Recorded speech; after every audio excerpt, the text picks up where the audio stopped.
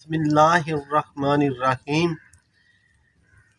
ابو داؤد کی ایک حدیث ہے جس کا مفہوم کچھ یوں ہے کہ حضرت ابو سعید خدری رضی اللہ عنہ بیان کرتے ہیں کہ نبی کریم صلی اللہ علیہ وآلہ وسلم نے فرمایا کہ تم میں سے جب 3 آدمی سفر کو نکلیں تو اپنے میں سے ایک کو امیر بنا لیں۔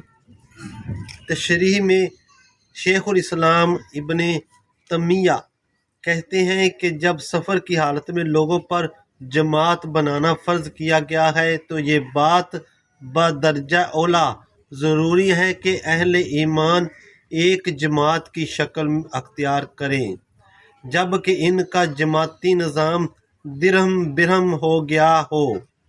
مسلمانوں کے لیے جائز نہیں ہے کہ انفرادی حالت میں زندگی گزاریں۔